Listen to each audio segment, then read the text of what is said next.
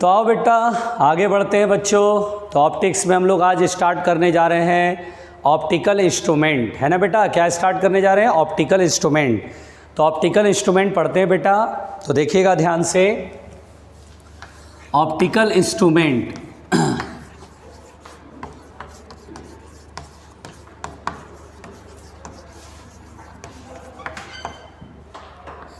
देखिए optical instrument, अब हम ये पढ़ते हैं बेटा। देखिए तो ऑप्टिकल इंस्ट्रूमेंट क्या है इसको हम लोग समझेंगे, ठीक है।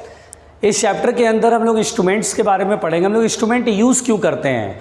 किसी ऑब्जेक्ट को क्लियरली देखने के लिए, है ना बेटा।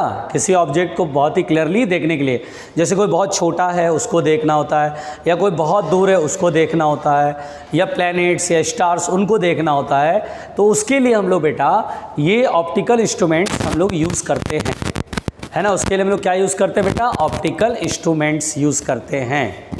बात समझ में आ रही है? तो ऑप्टिकल इंस्ट्रूमेंट में सबसे पहले हम लोग बेटा पढ़ने जा रहे हैं सिंपल माइक्रोस्कोप। क्या पढ़ने जा रहे हैं बेटा? Simple microscope. सिंपल माइक्रोस्कोप को हम लोग बेटा, सिंपल माइक्रोस्कोप को हम लोग मैग्नीफाइंग ग्लास भी कहते हैं। मैग्नीफाइंग ग्लास भी कहते हैं, है ना बेटा। घबराना नहीं है, मैग्नीफाइंग ग्लास भी कहते हैं, ठीक है।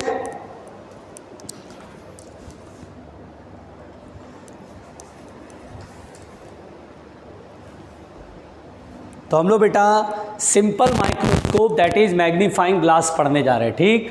तो क्या होता है बेटा कि it is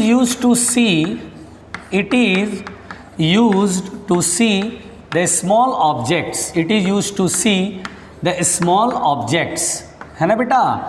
it is used to see the small objects. ये बेटा स्मॉल ऑब्जेक्ट्स को देखने के काम आता है। जैसे देखिए घड़ी ख़राब हो जाती है, आप घड़ी वाले दुकान पर जाते हैं तो आप घड़ी के छोटे छोटे हिस्से जो बहुत छोटे होते हैं, आंखों से क्लियरली विजिबल नहीं होते हैं, तो आप लेंस लगा के उसे देखते हैं तो वो बड़े बड़े दिखते हैं।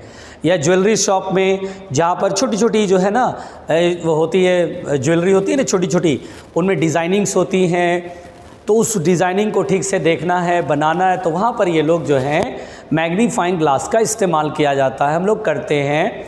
तो यहाँ पर बेटा मैग्नीफाइंग ग्लास कहाँ कहाँ इस्तेमाल होता है ये मैं आप, जैसे लैब के अंदर अब इस मीटर स्केल है ना बेटा। मीटर स्केल, उसमें मिलीमीटर में रीडिंग्स है, उसको देखना है ठीक से, तो आँखों से कभी कभी विजिबल नहीं होता ठीक से, तो हम लोग मैग्नीफाइंग ग्लास देख करके रीडिंग देखते हैं ना। तो यहाँ पर बेटा it is use to see the small objects. It consists of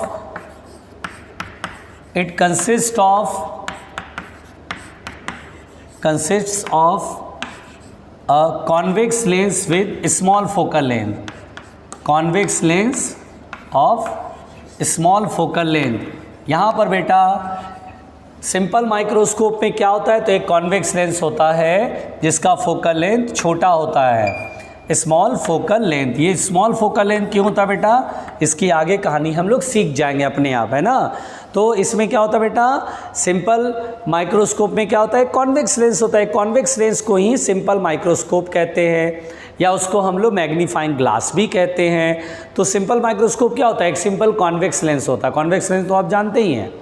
तो कॉन्वेक्स लेंस जिसमें कि बेटा सिंपल सी बात है उसका फोकल लेंथ छोटा होता है, उसे ही हम बोलते हैं सिंपल माइक्रोस्कोप या मैग्नीफाइंग ग्लास, है ना। अब यहाँ पर बेटा दरअसल होता क्या है, इसे आप लिख लो जरा, पहले जल्दी लिख लो, इसे लिख लो, ये 2 पॉइंट जल्दी लिखना।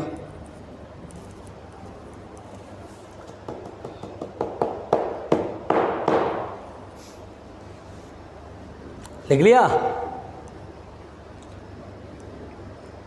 हाँ भाई, चलो ध्यान देते हैं। देखो बिठा दो इस लाइन को। चलो देखो दरअसल होता क्या है बेटा कि इसमें नेक्स्ट पॉइंट ये है कि जैसे ये लेंस है बेटा, ये कौन सा लेंस है बेटा? Convex lens. सिंपल माइक्रोस्कोप क्या होता है? कॉन्वेक्स लेंस होता है। अब देखिए ये ऑप्टिकल सेंटर है, ठीक है बेटा। जिस ऑब्जेक्ट को देखना होता है जो कि छोटा है, उसको फोकस और ऑप्टिकल सेंटर के बीच में रखते हैं। देखिए, जिस ऑब्जेक्ट को देखना होता है, जैसे मुझे अपनी उंगलियां देखनी है तो मैं ऐसे, या उंगलियों में जो लाइनिंग्स मैंने उसको देखना होता है तो मैं अपनी उंगलियों को कहाँ रखूँगा बेटा, या माइक्रोस्कोप को आगे पीछे करूँगा। क्यों करता हूँ? जिससे कि ऑब्जेक्ट के कहाँ पर आ जाए, फोकस और ऑप्टिकल सेंटर के बीच में आ जाए। क्लियर है? समझ में आ रहा है? चलो भाई, फोकस और ऑप्टिकल सेंटर बीच में आ गया। बताओ, फोकस और ऑप्टिकल सेंटर बीच में अगर ऑब्जेक्ट रहता है तो इमेज कहाँ बनता है?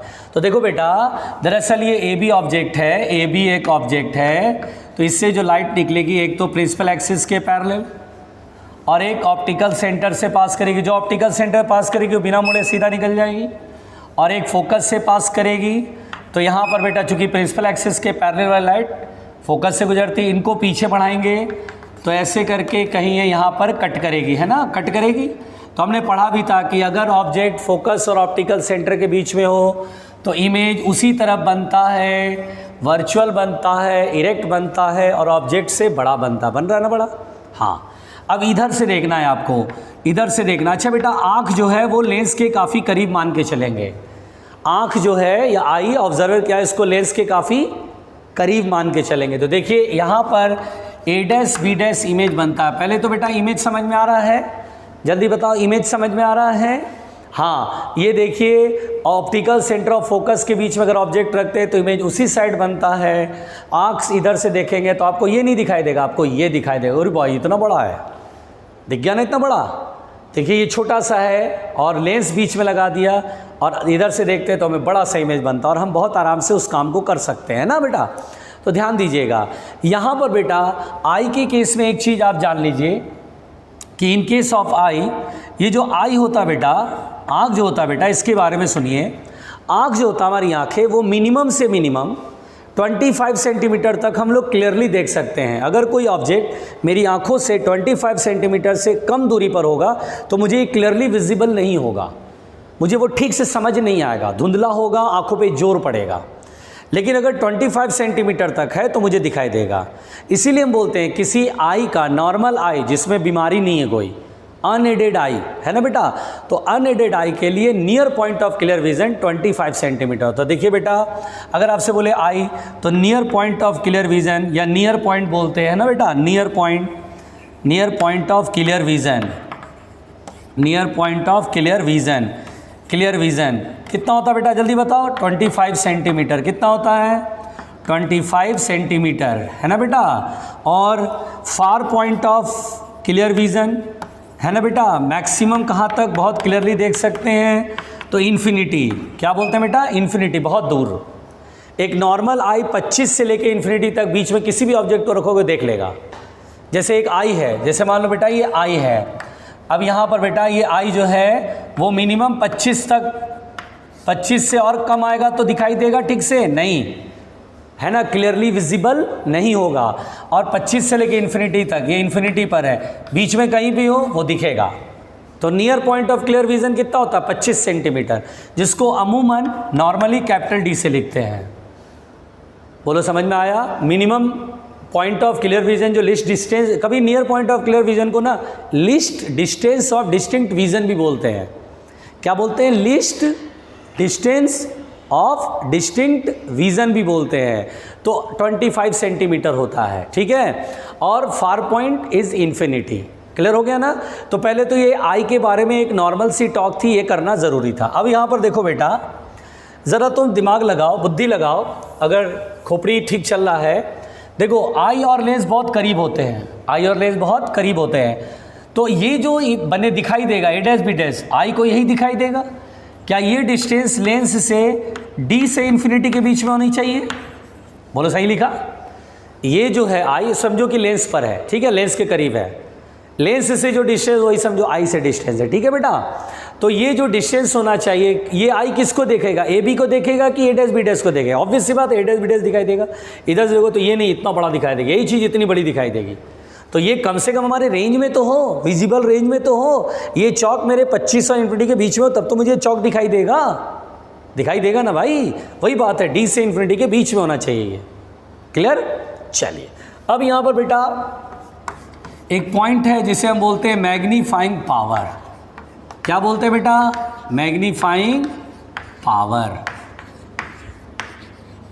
मैग्नीफाइंग पावर, या जिसे हम बोलते हैं एंगुलर मैग्नीफिकेशन। क्या बोलते हैं बेटा इसे? Angular magnification. घबराना नहीं, एंगुलर मैग्नीफिकेशन, बिल्कुल नहीं घबराना। मैग्नीफाइंग पावर, या इसी को क्या बोलते हैं बेटा? Angular magnification. घबराना नहीं, बिल्कुल आराम से, जैसे समझा रहा हूँ समझ में आया ना। हमें जिस ऑब्जेक्ट को देखना उसको कहाँ रखना है? फोकस और ऑप्टिकल सेंटर के बीच में।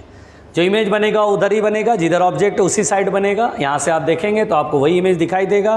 कैसा इमेज होगा? वर्चुअल होगा, इरेक्ट होगा और ऑब्जेक्ट से बड़ा होगा। ऑब्जेक्ट से बड़ा होगा, तभी तो इसी पर्पस के लिए तो हमने यूज़ किया इसे। मैग्नीफाइंग ग्लास यानी मैग्नीफाई कर दे, बड़ा कर दे। बात समझ में आ रही है? तो बड़ा कर दिया भाई। आई के लिए बात समझ में आई? आई का near point of clear vision कितना होता है? 25 सेंटीमीटर। फार पॉइंट कितना होता है? इन्फिनिटी। सबको क्लियर है यहाँ पर? अब सुनिए ध्यान से, मैग्नीफाइंग पावर या एंगुलर मैग्नीफिकेशन। सबसे पहली बात तो बेटा मैग्नीफाइंग पावर की डेफिनेशन क्या है?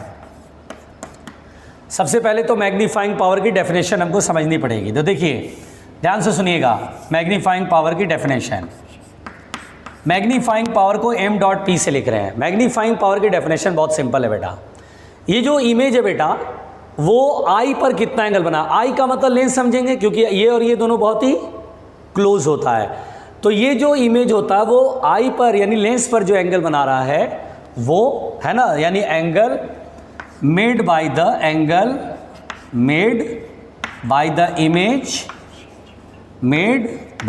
इमेज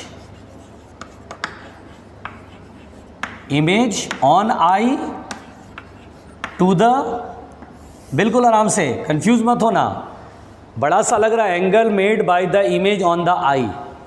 इमेज कौन है यहाँ पर? A B, A dash B dash, A dash B dash image है ना।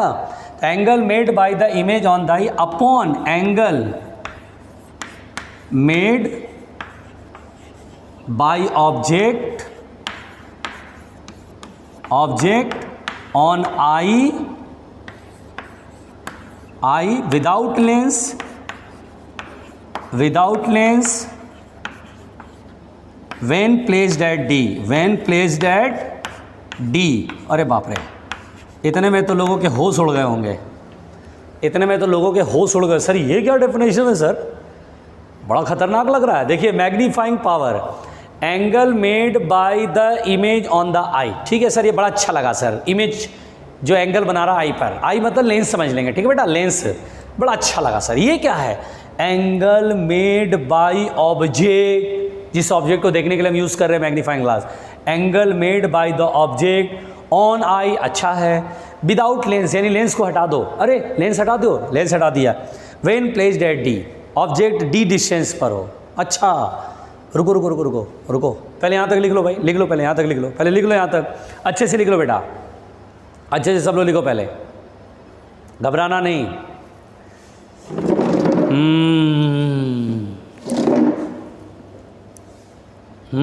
जल्दी,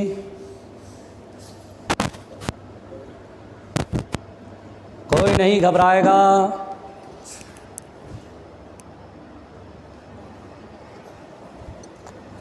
जल्दी जल्दी जल्दी।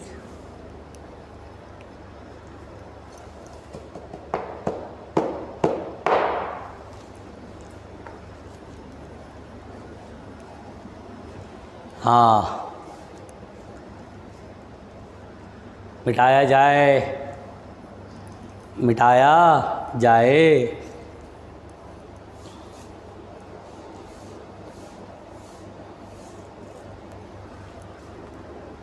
चलो,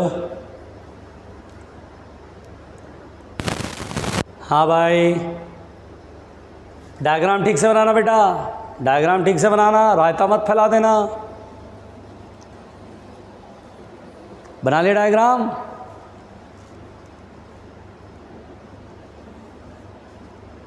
चलो देखो, बताओ। सब लोग तो डायग्राम बनाने में टाइम लगा रहे हैं, लाइन खींचने में, स्केल, रायता फैला रहे होंगे। जल्दी लिखो। चलो भाई, चलो चलो, जल्दी जल्दी। 30 सेकंड और रुकूंगा।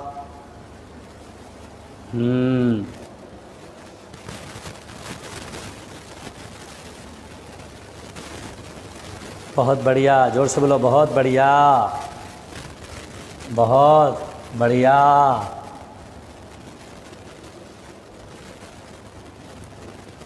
चलो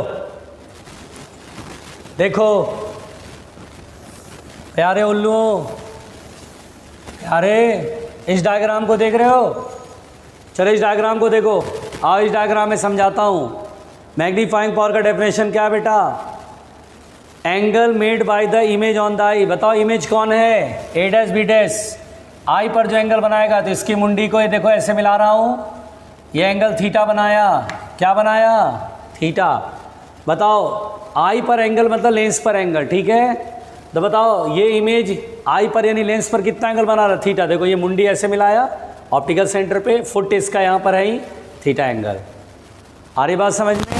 तो मैग्नीफाइंग पावर में एक तो थीटा समझ में आ रहा है, जल्दी बताओ, बताओ फाइनल इमेज यानी इमेज ऑन द आई कितना बना रहा है? Angle made by the image on the eye कितना बना रहा है? थीटा। और दूसरा अब क्या बोलता है? Angle made by object on eye without lens when placed at D. यानी लेंस अब हटा दो, ये आई है, ये क्या है बेटा? आई, और लेंस अब हटा दिया, हटा दिया। अब उसी ऑब्जेक्ट ए बी को यहाँ रख दो, और ये जितना आई पर कितने डिस्टेंस पर है? डी डिस्टेंस पर। कितने डिस्टेंस पर है? डी। डी का मतलब क्या बेटा? 25 सेंटीमीटर। तो ये मान लीजिए जो एंगल बना रहा है वो थीटा नॉट है, ये आई है, तो क्या लिखा है? Angle made by object on I when placed at D without lens, यानी लेंस हटा दीजिए, डी डिस्टेंस पर रख दीजिए, वो जितना एंगल बना रहा है वो थीटा नॉट है। तो मैग्नीफाइंग पावर होगा थीटा अपॉन थीटा नॉट।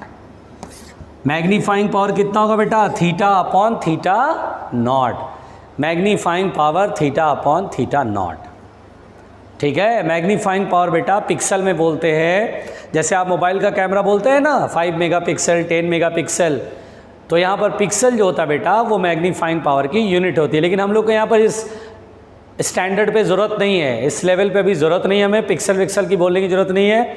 आपको ऐसे सोच के चलना है, कोई यूनिट है ही नहीं, कोई डायमेंशन है ही नहीं, ठीक है? तो ये मैग्नीफाइंग पावर है, थीटा अपॉन थीटा नॉट। और मज़े की बात है कि मैग्नीफाइंग पावर प्लस में आएगा। सोचो कैसे? थीटा देखो, थीटा किधर है बेटा? एंटी क्लॉकवाइज की क्लॉकवाइज? क्लॉकवाइज, ऐसे क्लॉकवाइज चलता है ना, क्लॉकवाइज। थीटा नॉट भी एंटी क्लॉकवाइज, तो ये भी प्लस, ये भी प्लस। अगर एक क्लॉकवाइज होता है, एक एंटी क्लॉकवाइज होता है, तो क्या बोलते हैं? माइनस। नहीं आया। जब थीटा और थीटा नॉट दोनों एक ही तरफ होगा, क्लॉकवाइज क्लॉकवाइज, तो प्लस बोल देना यार। और अगर एक क्लॉकवाइज और एक एंटी क्लॉकवाइज है तो माइनस बोल देना, एक प्लस में एक माइनस में, तो मैग्नीफाइंग पावर माइनस में आएगा। जहाँ भी मैग्नीफाइंग पावर प्लस में आ रहा, मतलब इमेज ऊपर की तरफ बन रहा है। देखो ना, इमेज ऊपर की तरफ बन रहा है, ऑब्जेक्ट भी ऊपर की तरफ, इमेज भी ऊपर की तरफ है। मैग्नीफाइंग पावर प्लस में। माइनस में आएगा तो बोलेंगे इमेज नीचे की तरफ बनता है, ठीक है ना? टेंशन नहीं लेने का भाई, सिंपल है। बताओ मैग्नीफाइंग पावर का डेफिनेशन याद रखोगे? फिर से बोलो, angle made by the image on the eye. Image कितना एंगल बना रहा है बेटा आई पर? आई का मतलब लेंस पर कितना एंगल बना रहा है? थीटा। और angle made by the object on eye, eye पर ऑब्जेक्ट जो एंगल बना रहा है विदाउट लेंस, अब लेंस हटा दो और ऑब्जेक्ट को कितने डिस्टेंस पे रख दो? Capital D, that is 25 centimetre पे, तो थीटा नॉट एंगल बना रहा है। तो थीटा अपॉन थीटा नॉट। सोच के देखो ना, कोई 2 डिग्री एंगल बना रहा है, अब वो 20 डिग्री हो गया। Height of image upon height of object जैसा, सोच के देखो, दिमाग लगाओ। हाइट ऑफ ऑब्जेक्ट, जैसे ये एंगुलर मैग्निफिकेशन लिखा, एंगुलर मतलब वहाँ जैसे लेटरल मैग्निफिकेशन, लॉन्गिट्यूडनल मैग्निफिकेशन, तो एंगुलर मैग्निफिकेशन। लेटरल मैग्निफिकेशन में हाइट लेते थे, height of image upon height of, बोलते थे अरे यार डबल हाइट का बन गया, 3 टाइम्स ऑफ हाइट का बन गया। यहाँ एंगुलर है, एंगल बड़ा कर देगा। 2 डिग्री एंगल बना रहा था, 20 डिग्री एंगल बना देगा। फील करो, फील करो। इसी को नया नाम दे दिया मैग्नीफाइंग पावर। इसमें क्या बड़ी बात है? Angular magnification, angle made by the image upon angle made by the object. आ रही बात समझ में? ये कहानी है ना? अब यहाँ पर बेटा ध्यान से सुनिए, इधर लिख चुके हैं, ऊपर मिटा दूं, देखो सब लोग ध्यान देना। अच्छा बेटा, अब एक बात बताओ, अगर तुम थीटा का वैल्यू निकालना चाहते हो, देखो मान लो जैसे ये थीटा ये है, तो आप in triangle O A B देखो, in triangle O A B दिखाई दे रहा बेटा? पहले बताओ, ओ ए बी ट्रायंगल दिखाई दे रहा है? ओ ए बी दिखाई दे रहा है? चलो, अगर मैं बोलूँ tan थीटा कितना होगा, तो आप क्या लिखोगे? A B upon A B upon O A B upon O A, है ना बेटा, A B upon O A B upon O A क्या है बेटा, ऑप्टिकल सेंटर से ऑब्जेक्ट का डिस्टेंस, मान लो ये यू है, ऑप्टिकल सेंटर से ऑब्जेक्ट का डिस्टेंस मान लो ये यू है, तो ए बी अपॉन ओ ए। अच्छा बेटा थीटा बहुत छोटा है क्योंकि ऑब्जेक्ट बहुत छोटा है ना बेटा, तो थीटा बहुत ही छोटा होगा, देख रहे हो इस लाइन पे, इस ट्रायंगल को देखो या छोटा इस ट्रायंगल, बात तो एक ही है ना, ये ए बी बहुत छोटा है तो थीटा इज ऑल्सो वेरी छोटा, तो टेन थीटा में थीटा छोटा है तो आप इसे ए बी अपॉन यू लिख सकते हैं ना बेटा, ए बी अपॉन यू, समझ में आ रहा है, ए बी अपॉन यू, ठीक है भाई।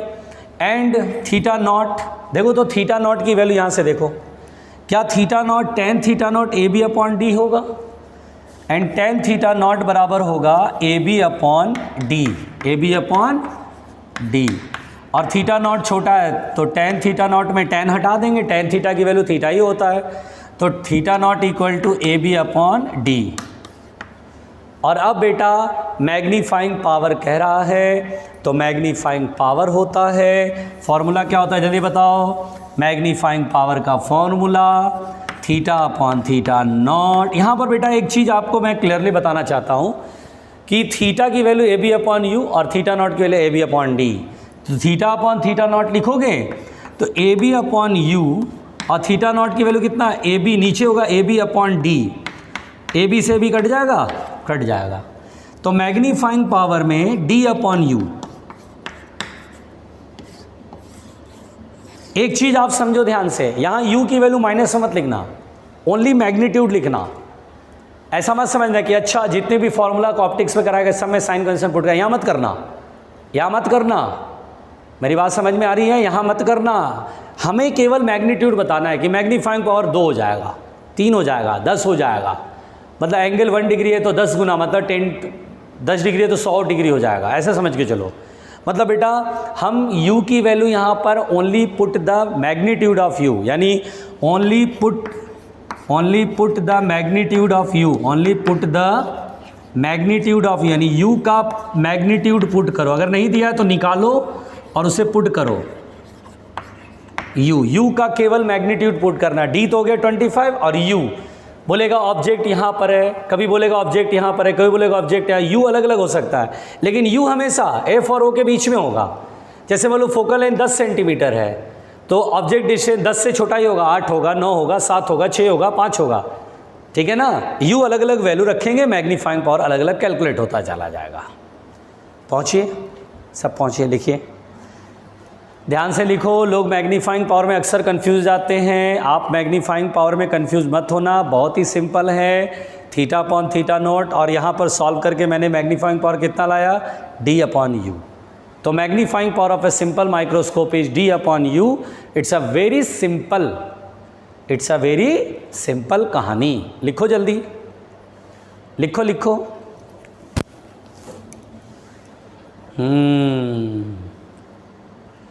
कोई नहीं घबराएगा, कोई नहीं घबराएगा,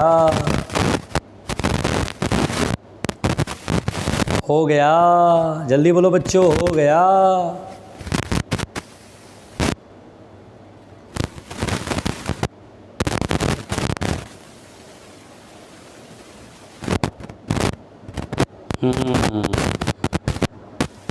कौन बनाएगा, जल्दी जल्दी लिखो, इधर तो लिख ही चुके हो बेटा,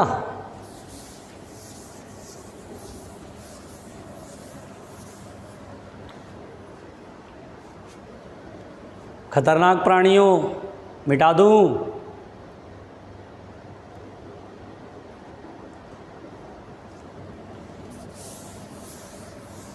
चलो बेटा ध्यान दो, चलो बेटा ध्यान दो, तो मैग्नीफाइंग पावर ये समझ में आया, डी अपॉन यू। अब जैसे देखिए यहाँ पर बेटा पॉइंट टू बी नोटेड, जैसे देखो बेटा क्या मैग्नीफाइंग पावर कांस्टेंट होता है, नहीं सर, डी कांस्टेंट है, यू तो वेरिएबल है, ऑब्जेक्ट थोड़ा पास करो, थोड़ा दूर करो, फोकस और ऑप्टिकल सेंटर के बीच में इधर उधर घुमाते रहो, इधर इधर कहीं भी रखो, मैग्नीफाइंग पावर अलग लगाता रहेगा, है ना, सिंपल सी बात है, डी अपॉन यू आता है।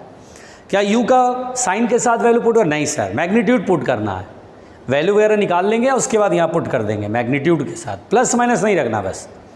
अब जैसे मैंने आपसे कहा, देखिए if final image, if final image बिल्कुल ध्यान से देखिएगा, if final image forms at infinity. जानते हो बेटा, जब फाइनल इमेज इन्फिनिटी पे बनता है ना, बड़ा सा, और इन्फिनिटी पर है, तो हमारी आंखें रिलैक्स्ड रहेगी। हमारी आंखें क्या रहेगी? रिलैक्स। जो 25 सेंटीमीटर पे ऑब्जेक्ट होता है उसको देखने के लिए ना हमारी आंखों को बहुत मतलब खिंचाव होता है हमारी आंखों में, सिलेरी मसल्स ज़्यादा खिंच जाते हैं।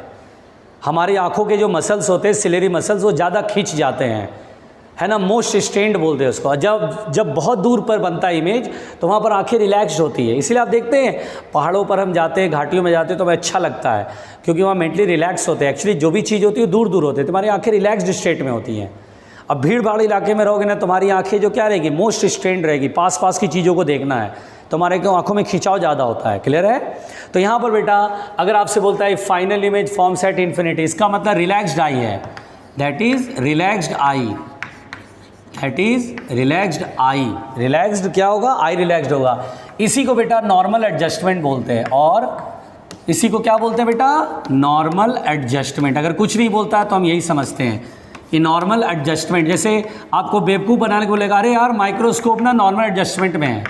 नॉर्मल एडजस्टमेंट का मतलब माइक्रोस्कोप से देखो तो इमेज क्या दिखाई देगा? बहुत दूर और बड़ा, बहुत दूर और बड़ा। तो ये final image forms at infinity, that is relaxed eye और नॉर्मल एडजस्टमेंट। तो इस केस में बेटा देखिए ये लेंस है, सोचिए, और यहाँ पर फोकस है, ऑप्टिकल सेंटर। बताओ ऑब्जेक्ट कहाँ पर होगा कि फोकस इन्फिनिटी पर इमेज बनेगा? इधर की साइड बनेगा, वर्चुअल बनेगा इधर की साइड। एक बार याद है आप लोग कंफ्यूज हो रहे थे कि फोकस पर रहेगा सर तो इमेज कहाँ, तो हम बोलते दूसरी साइड बनेगा, रियल इन्वर्टेड एंड इन्फिनिटी पर हाईली मैग्नीफाइड। लेकिन बेटा इधर से अप्रोच कर रहे हैं ना, इधर से अप्रोच कर रहे हैं, यानी फोकस के जस्ट क्लोज हो गए तो इमेज इधर बनेगा, है ना। उस समय बताओ बेटा आई से डिस्टेंस यानी ऑब्जेक्ट से डिस्टेंस यानी लेंस के डिस्टेंस, लेंस से ऑब्जेक्ट की डिस्टेंस कितनी होगी जल्दी बताओ? तो बोले सर यू का मैग्नीट्यूड होगा एफ के बराबर, होगा कि नहीं होगा? तो सो इस केस में magnifying power in normal adjustment, यहाँ चरणों में इन्फिनिटी लिख देते हैं, मतलब इमेज इन्फिनिटी पे बन रहा है बेटा।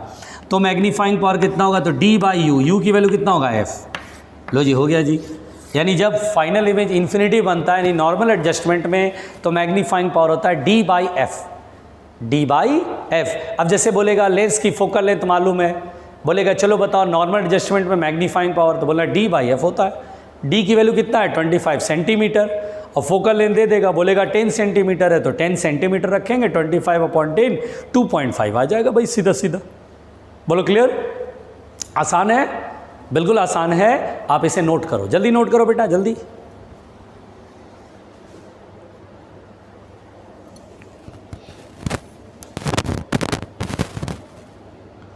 आओ मिलके नोट करें।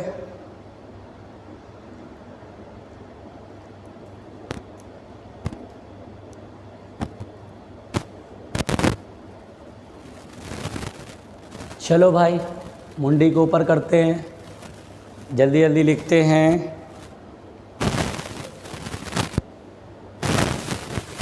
लिख लिया? जल्दी बोलो बच्चों, लिख लिया?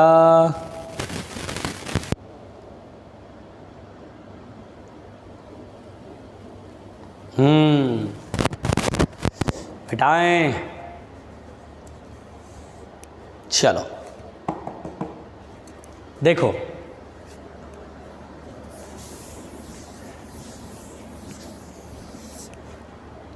हो गया? चलो बेटा, तो नॉर्मल एडजस्टमेंट में मैग्नीफाइंग पावर क्या होता है? D by F. अच्छा याद है तुम्हें, मैंने क्या बताया था? फोकल लेंथ छोटा होना चाहिए, बोला था ना कि सिंपल माइक्रोस्कोप में कॉन्वेक्स लेंस होता है, सिंपल कॉन्वेक्स लेंस होता है जिसकी फोकल लेंथ छोटी होनी चाहिए। देखो छोटी होने से मैग्नीफाइंग पावर क्या होगा? बड़ा होगा। मैग्नीफाइंग पावर बढ़ाने का मतलब एंगुलर मैग्नीफिकेशन बड़ा होगा। एंगुलर मैग्नीफिकेशन बड़ा होगा मतलब 1 डिग्री की चीज़ है 20 डिग्री 30 डिग्री तक जाएगी, इतना ज़्यादा मैग्नीफाई कर देगा, है ना। इसलिए बोला था focal length should be small. ठीक है, चलो भाई फाइनल इमेज अब देखते हैं बेटा।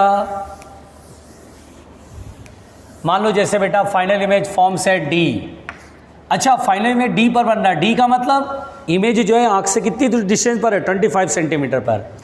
दैट इज इस केस में most strained eye, that is most strained eye, strained eye. इसको नॉर्मल एडजस्टमेंट नहीं बोलना बेटा, इस समय आई में बहुत ज़्यादा खिंचा होगा, मोस्ट स्ट्रेंड आई।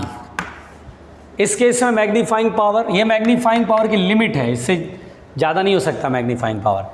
तो देखिए मैग्नीफाइंग पावर बेटा इस केस में जैसे पहले क्या करेंगे, यू की वैल्यू निकालें। देखिए ये लेंस है, ये फोकस है, ऑप्टिकल सेंटर है, ऑब्जेक्ट कहीं इस तरह से यहाँ पे रखा, अगर ऑब्जेक्ट यहाँ रखेंगे तो इमेज यहाँ बनेगा। ये इमेज लेंस से डी डिस्टेंस पर है, 25 सेंटीमीटर पर, बोल रहा है ना final image forms at D, मतलब लेंस से 25 सेंटीमीटर पर। आई से 25 का मतलब लेंस से ही 25 लेना है, क्योंकि आई और लेंस बहुत ही क्लोज होते हैं, ठीक है बेटा। तो मुझे तो फॉर्मूले में मैग्नीफाइंग पावर के फॉर्मूले में डी बाई यू चाहिए ना, मुझे ऑब्जेक्ट डिस्टेंस चाहिए ना, तो ऑब्जेक्ट तो ये इसका डिस्टेंस निकालना पड़ेगा, तो निकालते हैं भाई। इसके लिए लेंस फॉर्मूला लगाएंगे, देखो तो ये u है, मुझे ये u चाहिए, तो इसके लिए lens formula 1/v minus 1/u बराबर 1/f। साइन कन्वेंशन पुट करो, v लेंस फॉर्मूला में साइन कन्वेंशन, लाइट इधर निकल रही है, इंसिडेंट लाइट इधर निकल रही है, ऑप्टिकल सेंटर से इधर मेजर करें डिस्टेंस, माइनस डी, u का वैल्यू माइनस में लिख देंगे, बराबर कॉन्वेक्स है तो फोकल लेंथ प्लस में होगा, माइनस माइनस प्लस 1/u की वैल्यू कितना होगा, 1/u बराबर 1/d, उधर जाएगा माइनस है तो प्लस हो जाएगा, 1/f प्लस 1/d। अब बेटा हम यहाँ पे एलसीएम ले लेंगे, f इंटू डी, या 1/u ही रहने तो चलो, d/u की ज़रूरत पड़ती है ना। सो मैग्नीफाइंग पावर इस केस में फुट में d लिख दूँ, इसका मतलब क्या होगा बेटा, फाइनल इमेज कहाँ पर बन रहा है, d पर। देखो इमेज d पर बन रहा है, ऑब्जेक्ट d पर नहीं है, इमेज डी पर है, तो ऑब्जेक्ट कहाँ पर रखें ताकि इमेज डी पर बने। इससे और कम रखोगे ना, इमेज और इधर बनेगा तो दिखाई नहीं देगा, हमारी आंखों को धुंधला नजर आएगा। इसलिए ऐसा नहीं कि फोकस से लेकर ऑप्टिकल सेंटर तक ऑब्जेक्ट को कहीं भी लेकर रख दो, बन जाएगा, बन तो जाएगा लेकिन दिखाई नहीं देगा। आप फोकस पर रखते हो, इन्फिनिटी बनता दिखेगा। आप जैसे से करीब आओगे, इधर की तरफ खिसकोगे, ऑब्जेक्ट को इधर खिसकाओगे, इमेज इधर की तरफ आता जाएगा। 25 से कम नहीं होना चाहिए इमेज, 25 सेंटीमीटर से और कम हुआ बस गए कब से, आपको दिखाई नहीं देगा, धुंधला दिखाई देगा। तो यहाँ से लेकर यहीं तक खिसका सकते हैं, इधर नहीं जाएंगे, इधर जाएंगे तो बनेगा जरूर लेकिन दिखाई नहीं देगा, क्योंकि आँख को 25 से कम पर दिखाई नहीं देता डिस्टिंक्टली क्लियरली। तो यहाँ पर बेटा मैग्नीफाइंग पावर का फॉर्मूला होता है d/u। क्या d/u को d इंटू 1/u समझे, यस। और 1/u की वैल्यू ये पुट करते हैं तो d ब्रैकेट में 1/f प्लस 1/d, और d अंदर मल्टीप्लाई करेंगे तो d/f, और d/d कट के 1 बचता है, तो मैग्नीफाइंग पावर इस केस में 1 प्लस d/f होगा। बोलो क्लियर, बोलो क्लियर, नहीं आया, आई बात समझ में, घबराने का नहीं है भाई, घबराने का नहीं है भाई। पहुँचो सब लोग, लिखो ठीक से, सब लोग लिखो लिखो लिखो लिखो, घबराना नहीं बेटा, डरना नहीं बेटा, बताओ बताओ बताओ बताओ।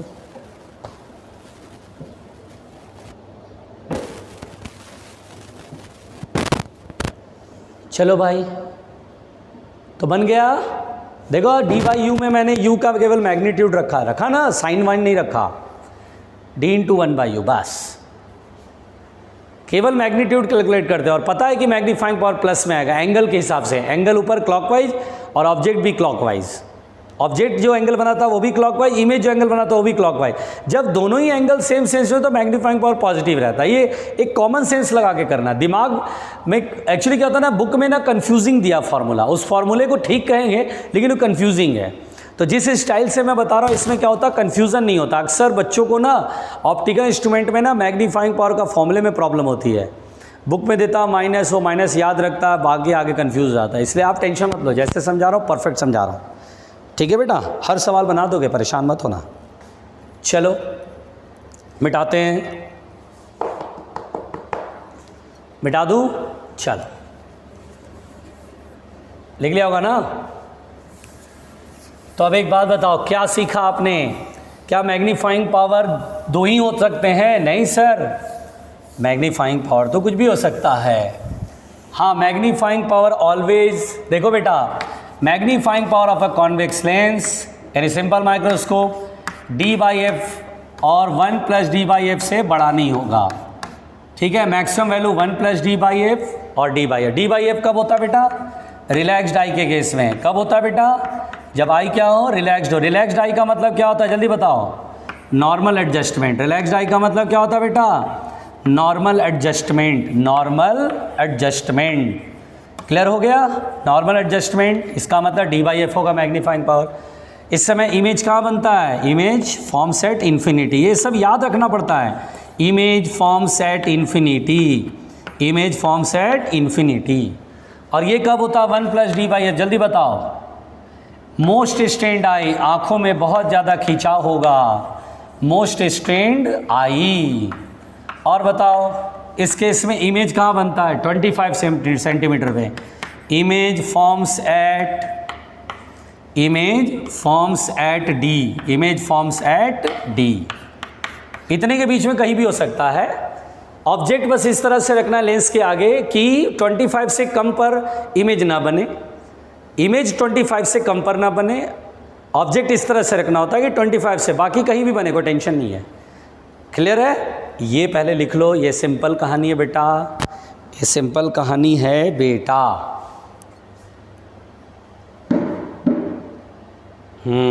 हो गया? तो कैसा लगा सिंपल माइक्रोस्कोप? टफ या हार्ड? तो आसान है, बहुत सिंपल है, बहुत ही सिंपल है, बड़े आराम से, बड़े आराम से। चलो भाई मिटाता हूँ, चलो भाई मिटा देता हूँ, ठीक है? चलो बेटा देखो, एक आध सवाल करें? चलो भाई सवाल करते हैं। देखो सवाल करते हैं। जैसे मान लो बेटा, अगर आपसे बोलेगा ये कॉन्वेक्स लेंस है, इसकी फोकल लेंथ 10 सेंटीमीटर है, बताओ ऑब्जेक्ट को मैंने किस तरह से, मतलब इमेज फाइनली 30 सेंटीमीटर पे बन रहा है। इमेज फाइनली कहाँ पर बन रहा है बेटा? 30 सेंटीमीटर पे। बताना है फाइंड मैग्नीफाइंग पावर। कैसे फाइंड करोगे बताओ? मैग्नीफाइंग पावर, तो मैग्नीफाइंग पावर कितना होता है बेटा? फॉर्मूला बताओ पहले। मैग्नीफाइंग पावर होता है डी बाई यू, होता है डी बाई यू। यस, ये इमेज का डिस्टेंस मालूम है 30 सेंटीमीटर, ऑब्जेक्ट डिस्टेंस मालूम है क्या? नहीं मालूम है, कोई बात नहीं, निकाल लेंगे। फोकल लेंथ मालूम है, इमेज डिस्टेंस मालूम है, तो ऑब्जेक्ट डिस्टेंस पता नहीं कर सकते क्या? बिल्कुल पता कर सकते हैं सर, यू। अब भाई पता कर सकते कि नहीं, जल्दी बताओ। बिल्कुल पता कर सकते हैं सर। कैसे? 1/v माइनस 1/u बराबर 1/f लेंस फार्मूले से। v के वैल्यू प्लस की माइनस, जल्दी बताओ बेटा, प्लस की माइनस। लाइट ऑब्जेक्ट से ऐसे निकलेगा ना, लेंस पर जो इंसिडेंट लाइट आएगी इधर से आएगी ना, तो ऑप्टिकल सेंटर से इमेज की डिस्टेंस उल्टा मेजर कर रहे हैं। इंसिडेंट लाइट इधर है, ऑप्टिकल सेंटर से इमेज इधर मेजर कर रहे हैं, माइनस में, तो माइनस। और v की वैल्यू है 30, u की वैल्यू माइनस में पहले ही पुट कर लेते हैं। We want to calculate magnitude, focal length 10 है। 1/u माइनस माइनस प्लस, ये उधर जाएगा 1/30 प्लस 1/10, 10 और 30 का एलसीएम 30, यहाँ 1 + 3, तो 1/u ही रहने दो। 1/u की वैल्यू कितना आएगा? 4/30, ठीक है? तो मैग्नीफाइंग पावर होता है d/u 25 × 1/u, 1/u 4/30 है। चलो भाई 4/30 कर लेते हैं। 25 4 जा 100 होता है, 100/30, 13/3 दैट इज़ 3.33 हो गया मैग्नीफाइंग पावर। Very simple. इसमें क्या बहुत खतरनाक था? नहीं सर। प्रॉब्लम क्या, इमेज दे देगा, ऑब्जेक्ट डिस्टेंस निकालना होगा। पहले तो ऑब्जेक्ट डिस्टेंस लेंस फॉर्मूले से निकाल लिया मैंने, और मैग्नीफाइंग पावर में पुट कर दिया। लो जी, हो गया जी। बोलो घबराहट हो रही है? आसान है, सच में देखो तो बहुत आसान होता है। लिखो इसे सब लोग, जल्दी लिखो, और घबराना नहीं, घबराना नहीं, जल्दी।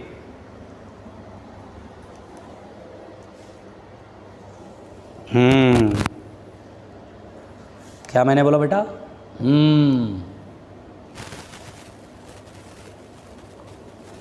चलो मिटा दूँ? चलो भाई मिटाते हैं, जोर से बोलो चलो भाई। चलो भाई मिटाते हैं। अब हम लोग सिंपल माइक्रोस्कोप पढ़ चुके हैं, अब हम लोग पढ़ेंगे कंपाउंड माइक्रोस्कोप। क्या पढ़ेंगे बेटा? Compound microscope. कंपाउंड माइक्रोस्कोप, बड़े प्यार से, बड़े देखिए बेटा, कंपाउंड माइक्रोस्कोप हम पढ़ने जा रहे हैं। Compound microscope, compound microscope. देखिए कंपाउंड माइक्रोस्कोप, कंपाउंड माइक्रोस्कोप दरअसल ये जो होता है बेटा, ये एक्सट्रीमली स्मॉल ऑब्जेक्ट्स को देखने के लिए इस्तेमाल करते हैं। बहुत ही छोटी सी चीज़ है, बहुत ही छोटी सी चीज़, जैसे पैथोलैब्स में इस्तेमाल करते हैं डॉक्टर्स लोग, है ना, रेड ब्लड सेल, इन सभी में कुछ पार्टिकल्स देखना होता है, उस तक इसको हम इस्तेमाल करते हैं। बहुत ज़्यादा छोटी चीज़ है, उसको देखने के लिए इस्तेमाल करते हैं। तो यहाँ पर बेटा कंपाउंड माइक्रोस्कोप, सिंपल सी बात है, it is used to see the extremely small objects. It is used to see the extremely small objects. बहुत ही छोटे ऑब्जेक्ट को देखने के लिए हम लोग इस्तेमाल करते हैं। ठीक है, एक्सट्रीमली मतलब अत्यंत ही छोटा, ऐसे समझो, बहुत ही छोटा। इसमें क्या होता है बेटा? तो इसमें दो कॉन्वेक्स लेंस होते हैं। It consist of two convex lenses. It consist of two convex lenses. It consist of two convex lenses. यानी यहाँ पर बेटा सिंपल माइक्रोस्कोप में कितने लेंस थे? एक। कंपाउंड माइक्रोस्कोप में कितने होंगे? दो। पहले लिखो फिर बात करते हैं। लिखो लिखो लिखो जल्दी।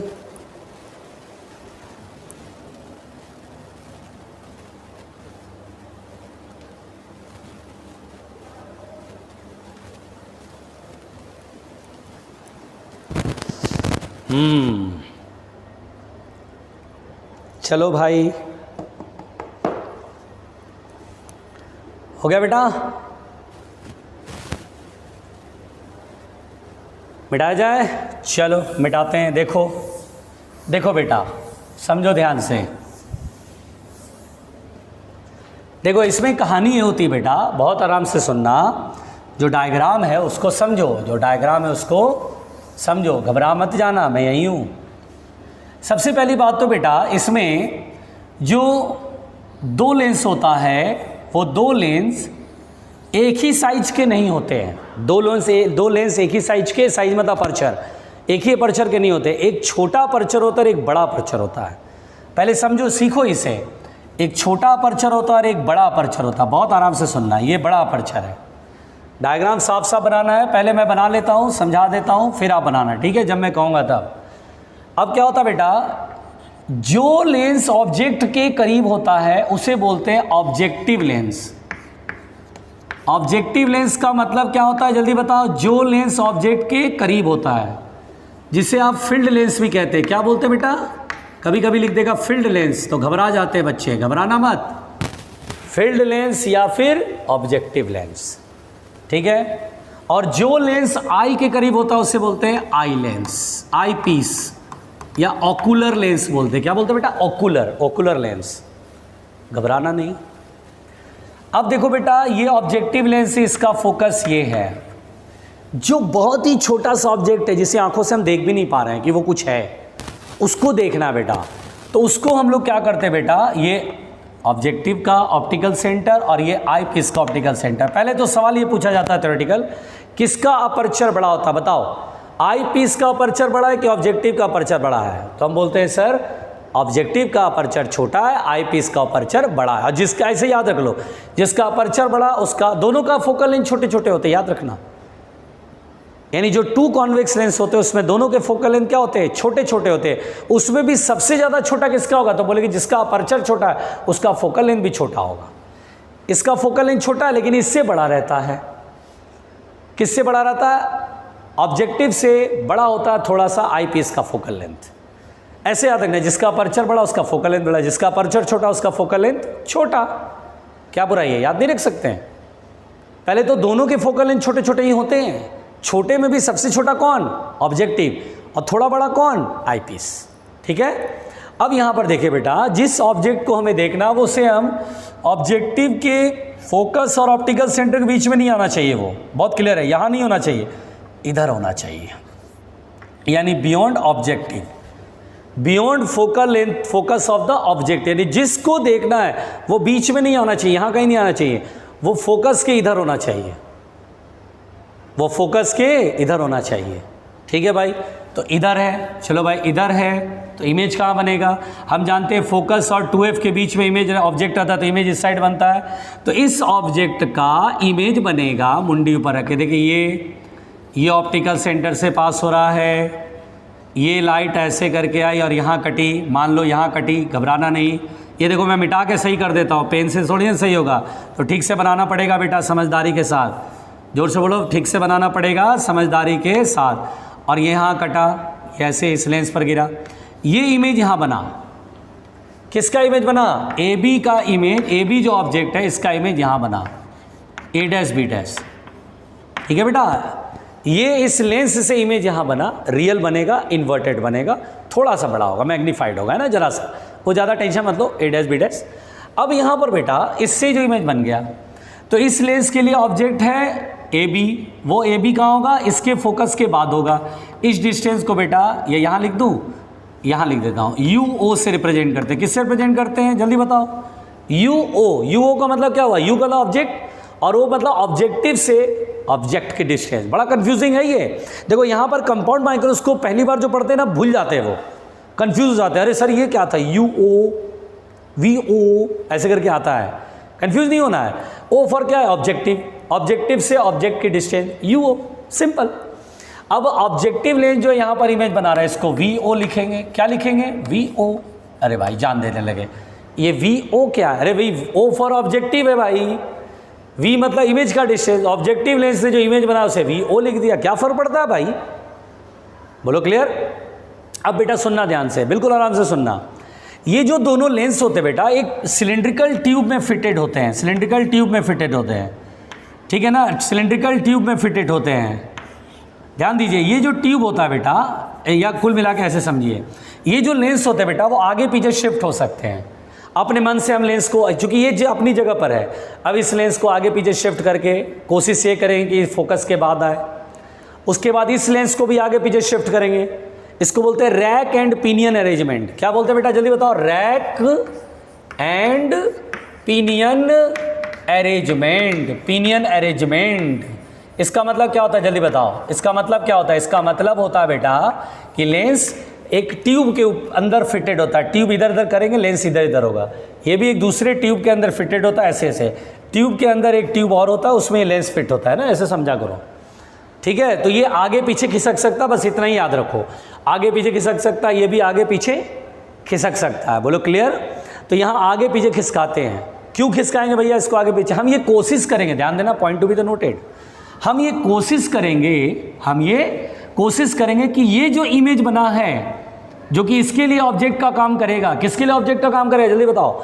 आई पीस के लिए। कौन ऑब्जेक्ट की तरह काम करेगा? A dash B dash. A dash B dash किसका इमेज है? ए बी का इमेज है। किसने बनाया? ऑब्जेक्टिव ने। ऑब्जेक्टिव ने इस ऑब्जेक्ट का इमेज यहाँ बनाया। ये किसके लिए ऑब्जेक्ट का काम करेगा जल्दी बताओ? किसके लिए ऑब्जेक्ट का काम? तो आई पीस के लिए। हम क्या करते हैं? आई पीस को आगे पीछे खिसकाते हैं ताकि आई पीस का फोकस और ऑप्टिकल सेंटर के बीच में ये ऑब्जेक्ट पड़ जाए, मतलब इंटरमीडिएट इमेज बोलते हैं इसको, जो कि इसके लिए ऑब्जेक्ट का काम करेगा, वो जो है फोकस ऑप्टिकल सेंटर के बीच में पड़ जाए। फ़ायदा ये रहेगा कि वी नो दैट अगर ऑब्जेक्ट और फोकस के भी ऑप्टिकल सेंटर और फोकस के बीच में ऑब्जेक्ट होता है तो इमेज उधर ही साइड बनता है, वर्चुअल बनता है। ऑब्जेक्ट अगर नीचे की तरफ तो इमेज भी नीचे की तरफ बनेगा, ऊपर रहता तो ऊपर की तरफ बनता, मैग्नीफाइड बनेगा, है ना। तो देखिए ऐसे बनता है, सुनिएगा, ध्यान दीजिएगा, घबराने का नहीं, जोर से बोलो, घबराने का नहीं। ये लाइन ऐसे बना रहा हूँ बेटा, है ना, ये लाइन ऐसे टिक टिक टिक टिक टिक, ये लाइन ऐसे चला, अब बिल्कुल ये ऐसे करके, ये ना यहाँ से ऐसे करके ये सीधा, और ये ऐसे करके इससे, और ये ऐसे करके इससे। आँखों को, ये आँखों आई पीस के करीब ही होता है। आई और आई पीस के बीच का डिस्टेंस कितना लोगे बताओ जल्दी, आई पीस और आई कितनी दूरी पर होंगे? तो बोलेंगे sir very close, sir very close. यहाँ से देखेंगे तो हमको ये दिखाई देगा। और ऑब्वियस सी बात है, फाइनल इमेज क्या बनेगा? A double dash B double dash, ये फाइनल इमेज बनेगा। अरे बाप रे बाप, ये डायग्राम है सर, इस डायग्राम को तो हम समझ ही नहीं पा रहे। देखो ये कौन सा लेंस है जल्दी बताओ? ऑब्जेक्टिव। ये क्या है? ऑब्जेक्ट। ये लेंस इस ऑब्जेक्ट का इमेज कहाँ बनाया? ये क्या बोल रहे हैं इस इमेज को? ए डैश बी डैश। बताओ इस लेंस से ऑब्जेक्ट के डिस्टेंस को किससे रिप्रेजेंट कर रहे हैं? यू ओ। ये इमेज डिस्टेंस लेंस, ये लेंस ने जो इमेज यहाँ बनाया उसके डिस्टेंस को किससे रिप्रेजेंट कर रहे हैं? V O. बताओ ये किसके लिए ऑब्जेक्ट का काम करेगा? जल्दी बताओ। आई पीस के लिए। किसके लिए ऑब्जेक्ट का काम करेगा? ये आई पीस के लिए। इस डिस्टेंस को मैं यू ई से रिप्रेजेंट कर रहा हूँ, रायता फैल गया। U E, E for eyepiece, eyepiece के लिए ऑब्जेक्ट है। बताओ ये लेंस आगे पीछे क्यों खिसकाते हैं? जल्दी बताओ। जिससे कि ये जो इंटरमीडिएट इमेज है वो कहाँ आ जाए? इस लेंस के फोकस और ऑप्टिकल सेंटर के बीच में आ जाए। नहीं आया। इसके फोकस ऑप्टिकल सेंटर के बीच में आने से फ़ायदा, इमेज उसी साइड बनेगा। ऑब्जेक्ट नीचे की तरफ है तो इमेज भी नीचे की तरफ बड़ा बनेगा। अब देखो ये जो लाइन बनाना है वो कलाकारी है। इसके ऑप्टिकल सेंटर से लाइन खींच दिया, ये जो रे ऐसे जा रही थी वो इधर मुड़ गई, यानी यहाँ से आती हुई अपीयर होगी। ये जो लाइट इधर मुड़ गया, इधर से आती हुई अपीयर होगी। आँखों में यही रेज जाएंगी, उसको इमेज ये दिखाई देगा। मतलब इस चीज़ का इमेज उल्टा बनेगा। डायग्राम बनाओ, पहले डायग्राम बनाओ। तुम डायग्राम बनाओ पहले, छोड़ो सबको, डायग्राम बनाओ।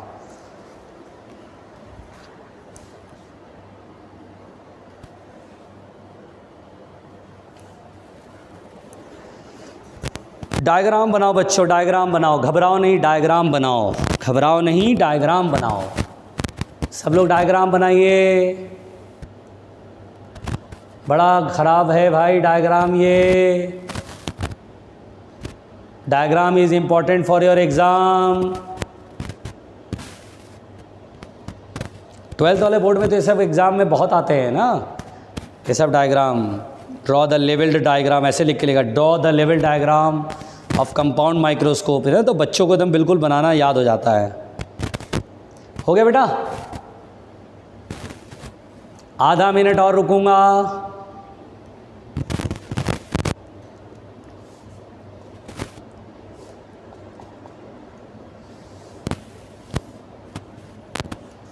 आधा मिनट और रुकूंगा।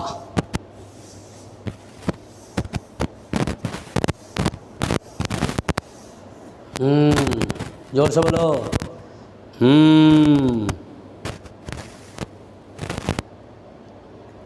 चलो चलो चलो चलो चलो चलो चलो मिटाते हैं। चलो चलो चलो।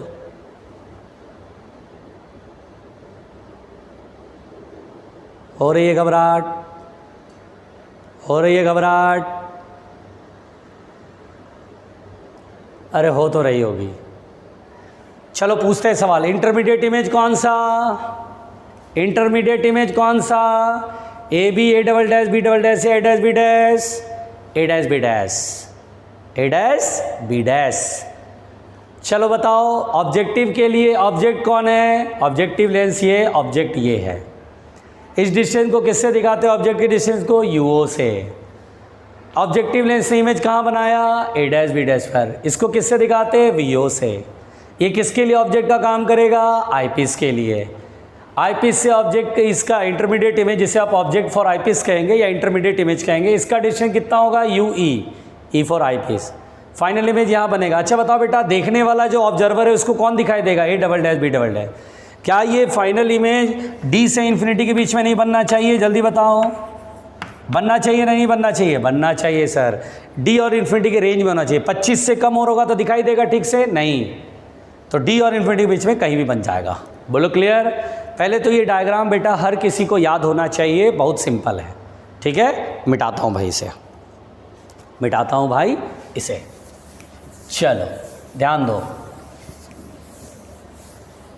घबराना नहीं है ना बेटा, घबराना नहीं, सिंपल है पहले। अब देखो यहाँ पर बेटा मैग्नीफाइंग पावर हम लोग को कंपाउंड माइक्रोस्कोप का जानना है। चलो मैग्नीफाइंग पावर का दूसरा नाम बताओ। मैग्नीफाइंग पावर का दूसरा नाम, चलो फटाफट जल्दी बताओ, मैग्नीफाइंग पावर का दूसरा नाम क्या होता है? Angular magnification. Angular magnification. बताओ फॉर्मूला क्या था, डेफिनेशन क्या था, चलो बताओ जल्दी बताओ क्या था, बोलो। एंगल, बोलो बोलो बोलो मेरे साथ, एंगल मेड बाय इमेज, यहाँ फाइनल इमेज लिख दो, बहुत सारे इमेज बनते हैं, फाइनल इमेज देखना है। Final image on I, on I, जल्दी बताओ बेटा, ऑन आई अपॉन, ऐसा कुछ डेफिनेशन मैं सिंपल माइक्रोस्कोप में लिखा था ना, हाँ। फिर बताओ upon angle made by object, made by object on आई, आगे बताओ ऑन आई, आगे बताओ, आगे बताओ विदाउट लेंसेज, विदाउट, सारे लेंस हटा दो, without lenses, lenses when placed at D, when placed at D. पहले बताओ ये डेफिनेशन कंफ्यूजिंग है, हाँ सर इतना लंबा रेशियो ऐसा कैसे होता है, लेकिन होता है और सिंपल है, आप घबराते ही आपकी प्रॉब्लम है, यहाँ घबराना नहीं है। बताओ angle made by final image on I upon angle made by object on eye without lenses when placed at D. अब जैसे देखो बेटा, यहाँ पर अगर मैं देखूँ फिर से, अब जो डायग्राम बना उसमें रे नहीं बनाऊंगा, ठीक है, क्वेश्चन में भी बनाऊंगा डायग्राम लेकिन रे नहीं बनाऊंगा। देखो अब मेरे तरीके से पढ़ो, ये कौन सा लेंस, छोटा लेंस आई पीस, ये कौन सा लेंस, ये छोटा लेंस आई पीस होता है, ऑब्जेक्टिव होता है, ऑब्जेक्टिव का अपर्चर छोटा होता है, आई पीस का अपर्चर बड़ा होता है, ये सब याद रखना बेटा। ये ओवन, बताओ ऑब्जेक्ट कहाँ पर होगा, ऑब्जेक्ट कहाँ रखोगे, एफओ के बाद रखोगे, रखोगे। अब रे नहीं बनाऊंगा, ठीक है। क्या ये यू होता है, जल्दी बताओ, यस सर। अब देखो कैसे बना रहे हैं, मेरे टेक्निक से पढ़ो, किताब के डायग्राम को मैंने बना दिया, अब मेरी टेक्निक से पढ़ो। ये ऑब्जेक्ट होता है ए बी, यस सर। क्या ये इमेज यहाँ बनाता है, जल्दी बताओ, इमेज यहाँ बनाता है, यस सर। इसको क्या से लिखते हैं, ए डैश बी डैश। बताओ ये डिस्टेंस, इसको इससे मिला देते हैं। बताओ ये डिस्टेंस क्या वीओ होता है, यस सर होता है। बोलो ये किसके लिए ऑब्जेक्ट का काम करेगा, आई पीस के लिए। आई पीस का ऑप्टिकल सेंटर और फोकस के बीच में होना चाहिए, बोलो क्लियर। आई पीस का एफई, एफई मतलब आई पीस का फोकस। क्या ये यू ही होगा, यस सर, बोलो क्लियर। फाइनल इमेज बेटा कहीं इधर बनता है, कहीं पर यहाँ बना दे, जैसे ये ऑब्जेक्ट इमेज फाइनल मैंने यहाँ बनाया, कहीं यहाँ बना दे, डरना मत यार, डी से इन्फिनिटी कहीं भी हो सकता है, बोलो क्लियर। फाइनल इमेज का नाम क्या देते हैं बेटा, A double dash B double dash, याद आ रहा है, अभी कराया था ना। बताओ फाइनल इमेज नीचे की तरफ बन रहा है, फाइनल इमेज जो एंगल बनाएगा आई पीस पर, आई पर, आई मतलब आई पीस, ये एंगल इधर बनेगा थीटा। जल्दी बताओ बेटा, थीटा बना रहा है, बना रहा है, बना रहा है ना थीटा। और यहाँ पर बेटा ये आई है और ये ऑब्जेक्ट है ए बी, ये थीटा नॉट है और ये डी डिस्टेंस पर है। डेफिनेशन क्या है, angle made by final image on eye, final image eye पर यानी आई पीस पर कितना एंगल बना रहा है, थीटा। और angle made by the object, object on eye without lenses when placed at D. अच्छा अब एक बात बताओ, ऑब्जेक्ट जो एंगल बना रहा है किधर बना रहा है, क्लॉकवाइज ऊपर की तरफ, और इमेज जो एंगल बना रहा है किधर बना रहा है, एंटी क्लॉकवाइज नीचे की तरफ। दिमाग लगाओ बेटा, मैग्नीफाइंग पावर कितना होगा यहाँ पर, थीटा अपॉन थीटा नॉट होगा। अब सोच के देखो, क्या ये मैग्नीफाइंग पावर प्लस में आएगा कि माइनस में आएगा, जल्दी बताओ बच्चों, मैग्नीफाइंग पावर प्लस में कि माइनस में, माइनस में आएगा। सोचो ना, height of image upon height of object, अगर ऑब्जेक्ट ऊपर की तरफ है इमेज नीचे तो माइनस आता था ना, वही तो है ये, बस यहाँ एंगल है। चलो बनाओ, लिखो, सब लिखो, घबराओ नहीं, बिल्कुल बिल्कुल मत घबराना, बहुत आसान है, बहुत आसान है, लिखो लिखो जल्दी लिखो। चलो, कोई नहीं घबराएगा, कोई नहीं घबराएगा, डरना नहीं। क्या magnifying power of compound microscope plus में होता है, हाँ या ना बोलो। नहीं sir, magnifying power of the compound microscope minus में होता है, तो माइनस में होता है, टेंशन किस बात की है, जल्दी बनाइए।